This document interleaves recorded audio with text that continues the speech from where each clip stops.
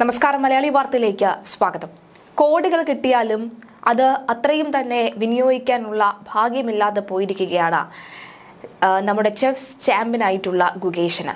എന്നാൽ ഗുകേഷിന് കോടികളോടൊന്നുമല്ല താല്പര്യം, ചെസ്സിനോടാണ് താല്പര്യം.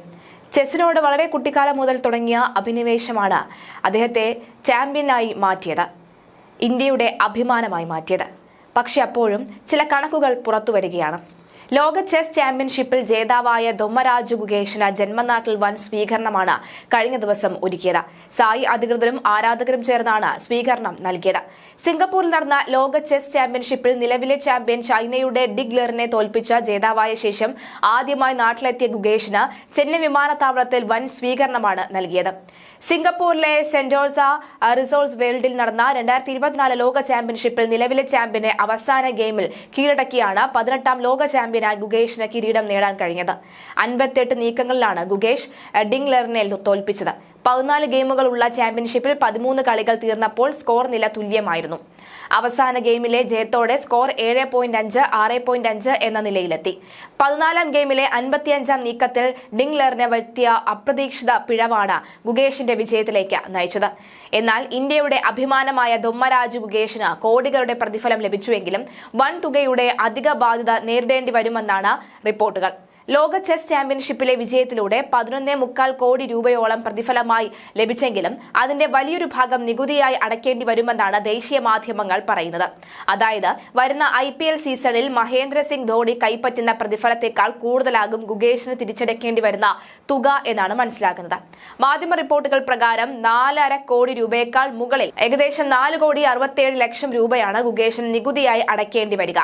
IPLൽ ചെന്നൈ സൂപ്പർ കിങ്സിന് കളിക്കുന്ന ധോണിയെ അടുത്ത സീസണിലേക്ക് ടീം നിലനിർത്തിയത് 4 കോടി രൂപയ്ക്കാണ്.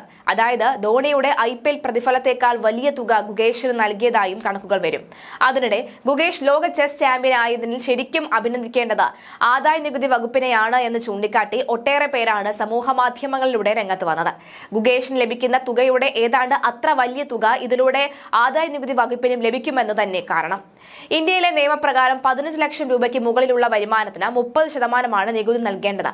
പ്രതിഫലം 5 കോടി മുകളിലാണെങ്കിൽ 37% വരെ അധിക നികുതിയും 4% ആരോഗ്യ വിദ്യാഭ്യാസ സെസ്സും നൽകണം. ഫലത്തിൽ വൻ പ്രതിഫലം ലഭിക്കുമ്പോൾ 42% നികുതിയായി നൽകണം. ലോക ചെസ് ചാമ്പ്യൻഷിപ്പിലെ ആകെ സമ്മാന തുക $2.5 മില്യൺ ആണ്. അതായത് ഏകദേശം 21,20,00,000 രൂപ.